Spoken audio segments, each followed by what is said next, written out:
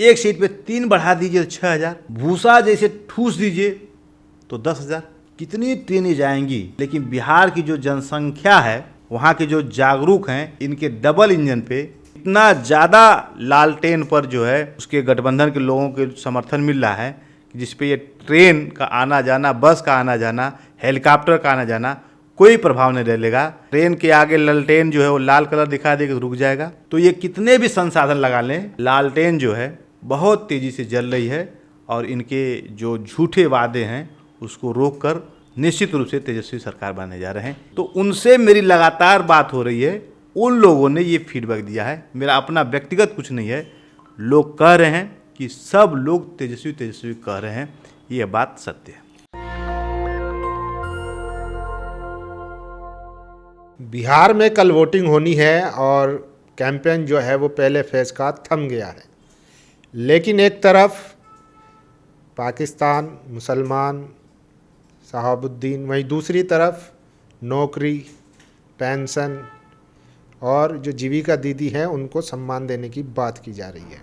तेजस्वी यादव लगातार हर घर नौकरी देने की बात कर रहे हैं, वहीं बीजेपी के तमाम नेता कम्युनल स्टेटमेंट दे रहे हैं, चाहे प्रधानमंत्री हो, योगी जी हो या अमित शाह हो। तो अब बिहार के लोगों को तय करना है कि वो क्या चाहते हैं, क्या नौकरी चाहते हैं या हिंदू मुसलमान। उसी पर बातचीत करने के लिए हमारे साथ मौजूद हैं सुप्रीम कोर्ट के एडवोकेट गौरव जी। इनसे समझेंगे कि बिहार में जो चल रहा है उसको कैसे देख रहे हैं। क्या आज भारत में लोगों को नौकरी की ज़रूरत है या पिछले 11 सालों से, 12 सालों से, और ख़ासकर बिहार की बात करें पिछले 20 सालों से आज भी वहाँ पर पलायन मौजूद है। क्या लग रहा है सर, चुनाव को किस तरीके से देख रहे हैं? अब आखिरी फेज में आ चुका है, कल वोटिंग हो जाएगी, तो कैसे देख रहे हैं? देखिए, बिहार की जनता जो है अपने आप में दुनिया में अनोखी है। वो ज्ञान की धरती है। आज गुरु पर्व है। मैं पूरे देशवासियों को गुरु नानक देव की इस महान दिवस पे जो है उनको नमन करता हूँ और साथ साथ देशवासियों को शुभकामनाएं देता हूँ। रही बात बिहार के चुनाव की, तो बिहार के लोग भले बिहार में रहें, लेकिन उनकी सोच, उनकी सामाजिक, आर्थिक, राजनीतिक विचारधारा पूरे देश दुनिया पे राज करती है। बिहार के लोग, कल मतदान है लेकिन उनके लड़के जो दिल्ली में हैं बस स्टॉपों पे खड़े होकर बसों का इंतज़ार कर रहे हैं, और यहाँ की मुख्यमंत्री, माननीय मुख्यमंत्री जी जो गई हैं, वो फ़ोन जब बसें नहीं आ रही हैं तो तुरंत अपने आप फ़ोन करके, क्योंकि हमारे लोग सामान होते कहाँ तक गए, कहाँ पहुँचे, क्या कर रहे हो, माँ बाप लोग रोज़ अपडेट लेते रहते हैं। तो उसका असर ये है कि मुख्यमंत्री गई हैं वहाँ पे एक सरकार को बनाने के लिए, लेकिन वहाँ का एक अदना सा, उनका बेटा जो नौकरी पेशा के लिए दिल्ली में आया है, बसों की कमी है, बहुत स्टेशनों पे बहुत भीड़ है, उसका असर बिहार में पड़ रहा है। ये मैं आपसे कह रहा हूँ। आप कमी बता रहे हैं, खबर आ रही है हरियाणा से ट्रेनें भर भर के जा रही हैं, तो कि आप वहाँ जाके वोट डालिए। वही बात है, राहुल गांधी ने भी कहा है कि ये एक ही आदमी का फ़ोटो और कई जगह वोट और कई जगह उनका पड़ा हुआ, एक आदमी का कोई मॉडल है, उसका आज परमाणु बम फूटा है। परमाणु बम आज का काम नहीं है। सोने की पन्नी को पीटते पीटते पीटते रदरफोर्ड ने जब उसमें इलेक्ट्रॉनों की बमबारी कुछ तो फेंक रहे थे, उसके बाद उन्होंने कहा था कि मैटर के बीच में एक छोटा सा कुछ होता है जिसे उन्होंने कहा नाभिक या न्यूक्लियस। और जब केमिस्ट्री एडवांस हुई, फिजिकल केमिस्ट्री एडवांस हुई, तो उसमें कहा गया इसमें इलेक्ट्रॉन है, प्रोटॉन है, न्यूट्रॉन है। उसके बाद से कहा गया, पहले अणु बम कहा गया, उसके बाद परमाणु बम कहा जा रहा है। वो वही परमाणु बम, जब बहुत हाई लेवल मॉडर्न केमिस्ट्री पढ़ेंगे तो कहा जाएगा कि परमाणु के आगे इलेक्ट्रॉन घूमता रहता है, एक क्लाउड टाइप का होता, प्लाज्मा टाइप का होता है, और जब वो अणु फूटता है तो बहुत बड़ी ऊर्जा निकलती है। तो जो ऊर्जा निकली है, ये ट्रेन जो चली है, जो आ रही है, उसको पकड़ लिया गया है कि लग रहा है कि वो लोग नारा लगाते हैं, कौन लोग गद्दी छोड़। मैं समझता हूँ कि वो बिहार के लोग ज़रूर, जिसका मतदाताओं की सूची में से नाम कटा है, उस पल को जरूर याद कर रहे होंगे। बिहार में जंगल राज की बहुत बात चल रही है और अभी खबरें आ रही है कि वहाँ पर एक कुशवाहा और एक पुलिस अधिकारी का भी हत्या हो गई थी, दुलार चंद की भी हत्या हुई।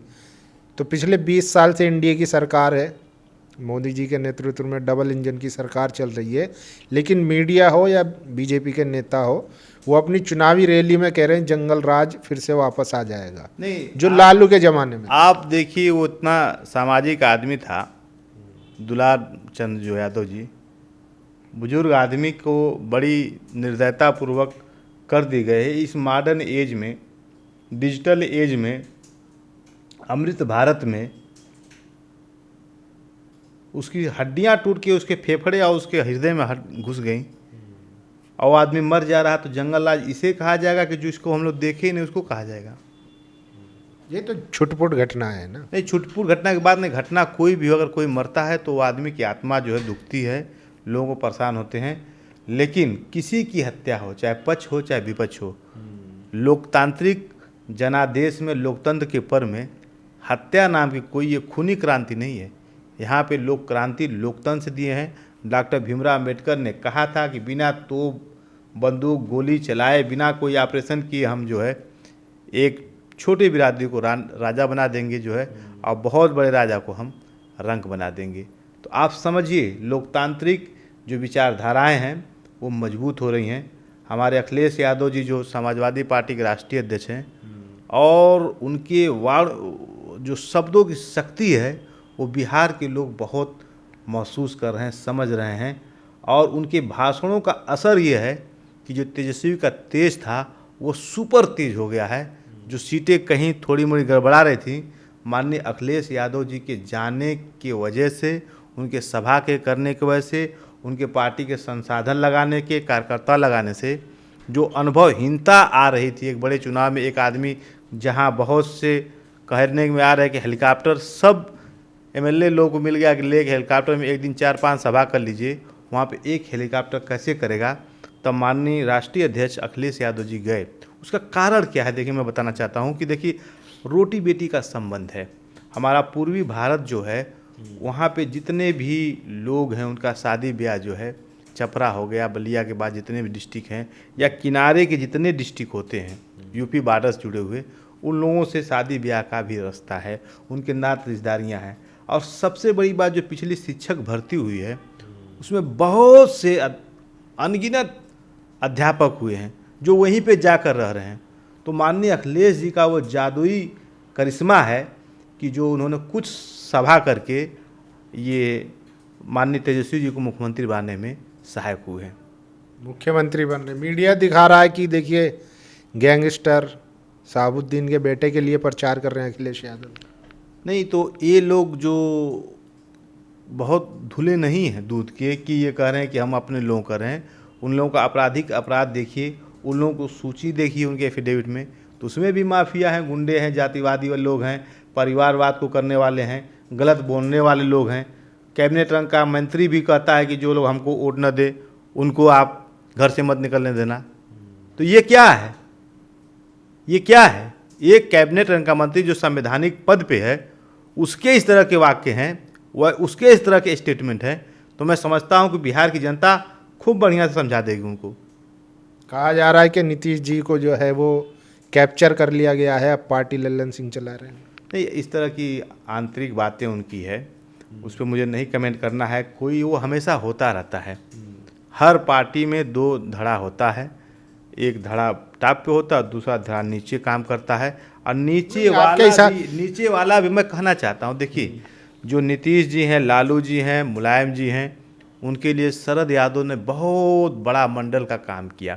जब ये लोग प्रदेशों में थे तो देश की राजधानी में मंडल जी का, हमारे जो शरद यादव जी का था जो आभा थी, सामाजिक न्याय के कारवां को चलाने वाले बहुत ऊंचाई तक थे। उन्हीं के प्रयास से माननीय लालू प्रसाद यादव जी आज जो भी बिहार में सामाजिक न्याय के गरीब गुरबे के नेता के रूप में उभरे, उनको मुख्यमंत्री बनाने में माननीय शरद जी का बहुत बड़ा योगदान रहा। माननीय हमारे नेताजी आदरणीय मुलायम सिंह यादव जी को मुख्यमंत्री बनाने में माननीय शरद जी का बहुत योगदान रहा है। लोग माने या न माने, लोगों की नेकी माने न माने, लेकिन शरद जी ने दिल्ली में रह के जो काम किया था वो देश के इतिहास में त्याग का काम था, लोगों के बनाने वालों काम था। वो जमात बनाने के लिए चलते थे, उन्होंने काम किया। उसका ही प्रभाव है कि लोग सामाजिक न्याय को समझ रहे हैं, और सामाजिक न्याय के सिद्धांत को जब समझेंगे, हम ये नहीं कहते कि बिहार में असमानता है, गरीबी है, एक क्षेत्र ऐसा है जो हमेशा बाढ़ में डूबा रहता है, एक क्षेत्र ऐसा है जो हमेशा संसाधनों से विहीन है। उन लोगों को कह रहे हैं कि आज तक आज़ादी के बाद जिस घर में एक भी नौकरी नहीं गई, उसको अगर नौकरी देने की बात कह रहे हैं तो कौन सी गलत बात कर रहे हैं। और ये संभव है, हमारे देश में इतने संसाधन हैं, सरकारी उपक्रम हैं कि आप उनको लगा दिए तो एक घर में निश्चित रूप से एक सरकारी नौकरी दी जा सकती है। ये उन्होंने जो कहा है बिना अध्ययन के नहीं कहा है, बहुत सोच समझ के अध्ययन करने के बाद, लोगों को रिसोर्सों के जानने के बाद उन्होंने ये कहा है, और ये हो जाएगा। मतलब तेजस्वी यादव हर घर नौकरी दे देंगे? निश्चित दे देंगे, और दे के काम किए हैं। अखिलेश यादव जी हमारे उत्तर प्रदेश के शिक्षा मित्रों के लिए जो किए थे, करीब करीब हर गांव का जो मेधावी लड़का था उसको नौकरी दे दी थी। करीब करीब हर गांव का जो लड़का खाने पीने में और शरीर में बलशाली था वो नौकरी पुलिस पा गया था। तो ये समाजवादी विचारधारा के लोग जो कहते हैं वो करते हैं, इनके कथनी और करने में बहुत अंतर नहीं दिखा है। नीतीश जी कहते थे पैसा कहाँ से लाओगे, ये सिर्फ बोलता है, करेंगे कैसे? अच्छा, वो 10,000 रुपया एक मुफ्त दे दिए तो ये कहाँ से आया? इस देश की अर्थव्यवस्था का जो है, मैं चूँकि सांख्यिकी का छात्र नहीं हूँ, लेकिन आप कल्पना कर सकते हैं कि एक आदमी रिचार्ज करता है और जितने मोबाइल उसमें 500 को गुणा कर लीजिए। तो जो हम लोग समझ नहीं सकते हैं उससे ज़्यादा पैसा आ सकता है। एक घर में नौकरी के बाद 1 लाख रुपया भी दे दीजिए उनको साथ में एक जो है, तब भी इस देश के पैसे में कमी कहीं नहीं है, इस देश में संसाधनों की कमी नहीं है। बस कमी इस बात की है कि वह पैसा, वह संसाधन आम लोगों के बीच न जाए, इसके लिए ये लोग रोड़ा बनते हैं। क्या लग रहा है बिहार में बदलाव होगा इस बार? बिहार में बदलाव की हवा बहुत तेज चल रही है। पुरुआ चल रहा है, पछुआ चल रहा है, और उसमें जो आदरणीय अखिलेश यादव जी जो चले गए हैं, बड़ा वाला कूलर लगा के हवा मोड़ दे रहे हैं। अखिलेश यादव जी ने जो काम किया है वो बहुत सराहनीय है। उन्होंने जो मोर्चा संभाला है, मैं समझता हूं कि उनको पूरे देश के समाजवादी नेताओं की तरफ से उनका नागरिक अभिनंदन करके बधाई देना चाहिए कि आपने तेजस्वी यादव को बहुत उचित समय पर उनको आत्मबल दिया, धन बल दिया, और मान सम्मान से अपने कार्यकर्ताओं को एक करके बूथ बूथ स्तर पर जाकर लोगों को जागृत करके तेजस्वी सरकार बनाने में सहायता किया। अखिलेश यादव तो यूपी में खुद ही अपनी सरकार नहीं बना पा रहे, तो दूसरे राज्य में कैसे बना? देखिए, सरकार अखिलेश यादव 2027 में निश्चित बना रहे हैं, और उसका जो फार्मूला है एकदम सीधा सा है। उनके लोगों ने पीडीएफ पहरी बना लिए हैं, पी से पिछड़ा, डी से दलित, ए से अल्पसंख्यक। अब इसका इंटरप्रिटेशन आप भले कर लीजिए, लेकिन ये आप पत्रकार महोदय बहुत गंभीर सीनियर पत्रकार हैं, किसी भी गांव में अगर ये फार्मूला सेट हो जाता है, एक बूथ पे जो व्यवस्था है उसको सही कर लिया जाता है, तो अखिलेश यादव चुनाव जीत जाएंगे। उन्होंने लगातार 5 साल से, लोग सोशल मीडिया भले कुछ लिखें, लेकिन जब भी वो पार्टी कार्यालय में आते हैं, अपने उनका जो दफ्तर है उसमें 2 से 3 से 4 घंटे तक लगातार अपने कार्यकर्ताओं को कैड दे रहे हैं। मुझे भी पिछले माह जाने का अवसर मिला। माननीय नेताजी ने मेरे पिताजी की जान बचाई थी। ये बात मैं आज बताना चाहता हूँ सार्वजनिक रूप से कि मेरे पिताजी जब पहले बार माननीय मुलायम सिंह यादव और कांशीराम जी का समझौता हुआ था, तो मेरे आजमगढ़ में बगल में मऊ है, जहाँ से घोसी से टिकट मांग रहे थे, लेकिन कांशीराम ने साहब कहा भाई यहाँ यादव यहाँ हो गया, चौहान हो गया, एक निषाद नहीं है। तो मेरे पिताजी के दोस्त थे अक्षयवर भारती, तो उन्होंने कहा भाई ये मांग रहे, इनको टिकट दे दिया जा। तो आज का परिस्थिति यह है कि लोग टिकट करता है तो विरोध करते हैं, लेकिन मेरे पिताजी अपने पीएफ के पैसे से पैसा निकाल कर उन अक्षयवर भारती, सही था कि वो फागू चौहान के खिलाफ एक रिक्शा भी नहीं चला सकते थे, जो फागू चौहान बिहार के राज्यपाल रहे, मेघालय के रहे और बहुत पैसे वाले रहे, बहुत बड़े आदमी थे, लेकिन अपने कर्तव्य निष्ठा से, अपने कुशल नेतृत्व से, अपने हाथ से हाथी बनाकर पिताजी ने मेरे उनको जिता दिया। तो दिनचर्या उनकी बहुत दुर्व्यवस्थित हो गई थी, कभी मिला खाना, कभी नहीं मिला, और चुनाव की नशा ऐसी नशा होती है कि अफीम से बड़ी होती है, उसके आगे कुछ दिखता नहीं है। और पिताजी, माननीय नेताजी शपथ लेते हैं, उसके बाद पिताजी को मेरे हार्ट अटैक आ जाता है। भारती जी फाइल ले जाते हैं और कहते हैं कि ये देखिए, कन्हौज सूबेदार यादव जो रामरेश यादव साथ रहते थे, कन्हा साहब वही है। नेताजी के परिवार में ये सबसे बड़ा गुण ये है कि जिनको एक बार लोग देख लेते हैं, पहचान लेते हैं, उनको ताउम्र याद रखते हैं। यह गुण माननीय नेताजी में है, यही गुण माननीय अखिलेश यादव जी में है। तो मैंने देखा कि उन्होंने मेरे पिताजी से मैं कहा कि सुरवीर सूबेदार यादव पुत्र नोहर यादव ग्राम चंगईपुर को ठीक होने में देश विदेश का जितना पैसा लगे मेरे विवेकाधीन कोष से दिया जा। मेरे पिताजी पैसे के अभाव में एसपीजीआई में मर जाते, लेकिन आते आते 2-3 अभी वो बेड पे लेटे हैं, ऑपरेशन थिएटर में जाते जाते पैसा आ गया। तो मेरी नैतिक जिम्मेदारी बनती है कि यदि नेताजी की स्मृति में कोई अभिलेख वह बन रहा है, म्यूजियम बन रहा है, तो अपने लोगों को इकट्ठा करके अपने संसाधनों से दिया। तो मैंने चेक देने गया था, मैं बात इसलिए बीच में ये आ गई कहने का, तो देखा कि अखिलेश यादव जी गाजियाबाद, मेरठ, नोएडा के कार्यकर्ताओं को बुलाकर लगभग 4 घंटे लगातार उन्होंने उन लोगों को मार्गदर्शन किया। आप समझ सकते हैं, जब आपका एक बूथ लेवल का कार्यकर्ताओं का मार्गदर्शन हो जाएगा तो वो सबको मार्गदर्शित कर देगा। तो जो लोग कह रहे हैं कि अखिलेश यादव नहीं जिता पाएंगे, जो काम पहले नहीं कर पाए हैं, वो कमी बेसी सबको चिन्हित कर लिया गया है। सब मिला जुला के ऐसे समीकरण, ऐसे जिताऊ टिकाऊ प्रत्याशियों का भी चयन हो गया, लगभग हो गया है। मैं बहुत एडवांस में बोल रहा हूँ, लेकिन पीडीए का फार्मूला निश्चित रूप से सफल होगा। पीडीए का फार्मूला दुनिया का जो संविधान, ये परमाणु बम, हाइड्रोजन बम आइंस्टीन ने दिया था, E=mc², उससे मजबूत फार्मूला है। और यह फार्मूला माननीय अखिलेश यादव को पूर्ण रूप से, पूर्ण बहुमत से 2027 में मुख्यमंत्री बना के मानेगा। ये आप जान लीजिए, ये जनता की आवाज़ है, हर लोगों की आवाज़ है। और ऐसा ही नहीं कि पीडीए में लोग समर्थन करने वाले बहुत से सामान्य समाज के लोग भी हैं, वो कह रहे हैं कि ये सरकार, अखिलेश सरकार हमारी अच्छी थी।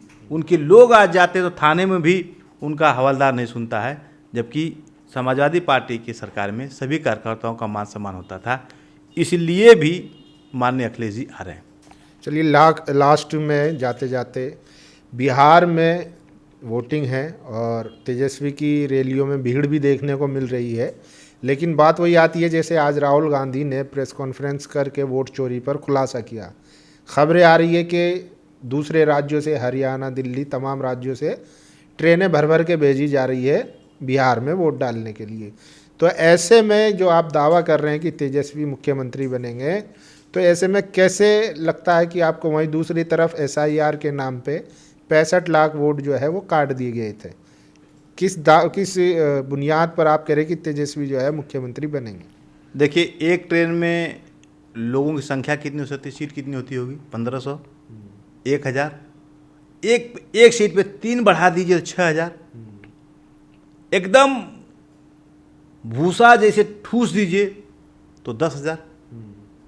कितनी ट्रेनें जाएंगी?